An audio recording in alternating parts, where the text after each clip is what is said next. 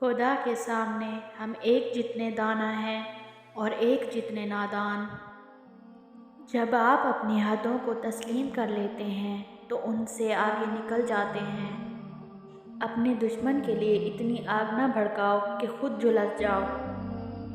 جو شخص اپنے وقت میں سے 1 گھنٹہ ضائع کرنے کی جرات کر لیتا ہے، اس نے زندگی کی قدر و قیمت پہچانی نہیں ہے۔ کامیاب انسان وہ ہے جو ان اینٹوں سے ایک مضبوط بنیاد قائم کرتا ہے جو دوسرے اس پر اچھلتے ہیں۔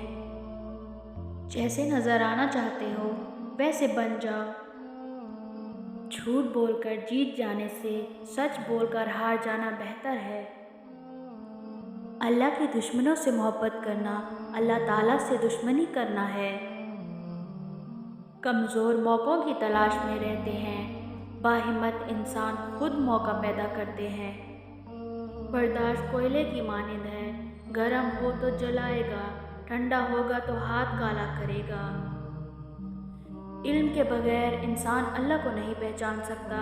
جب آپ عروج پر ہوتے ہیں تو آپ کے دوستوں کو پتہ چلتا ہے کہ آپ کون ہیں، اور جب آپ زوال پر ہوتے ہیں تو آپ کو پتہ چلتا ہے کہ دوست کون ہے۔ اللہ پر ہمیشہ بھروسہ رکھو، کیونکہ اللہ وہ نہیں دیتا جو آپ کو اچھا لگتا ہے، بلکہ وہ دیتا ہے جو آپ کے لیے اچھا ہوتا ہے۔ انسان کی آزمائش جتنی بڑی اور مشکل ہوگی، انعام بھی اتنا ہی بڑا ہوگا۔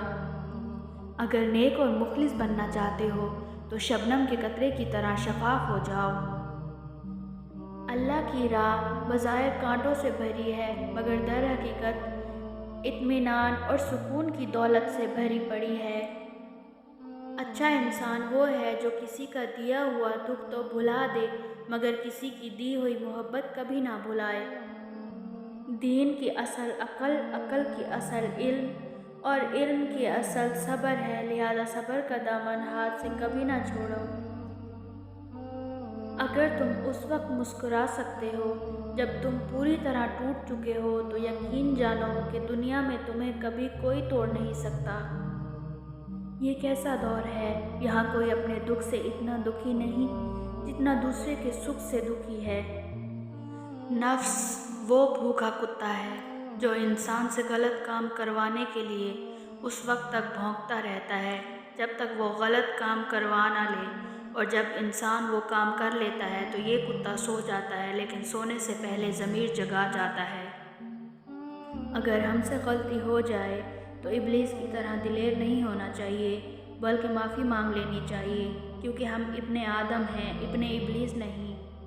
میں آج تک اپنی خاموشی پر نہیں پچھتایا، جب بھی پچھتایا اپنے بولنے پر پچھتایا۔ تو اللہ کی راہ میں مستحق کو بھی دے اور اس کو بھی دے جو مستحق نہیں۔ اللہ تجھ کو وہ دے گا جس کا تو مستحق ہے، اور وہ بھی دے گا جس کا تو مستحق نہیں۔ جسے دیکھو اسے اپنے سے بہتر سمجھو، اگرچہ تم اطاعت گزار ہو اور وہ گناہ گار ہو سکتا ہے، یہ تمہاری آخری اطاعت ہو اور اس کا آخری گناہ۔ بانٹنے کی عادت ڈالیے، جذبے بھی، چیزیں بھی، خوشیاں بھی۔ جو انسان جتنا خاموش رہتا ہے وہ اپنی عزت کو اتنا ہی محفوظ رکھتا ہے۔ غریب وہ شخص ہے جس کا کوئی دوست نہیں۔ میری محفوظ ترین پناہ گاہ میری ماں کی آغوش ہے۔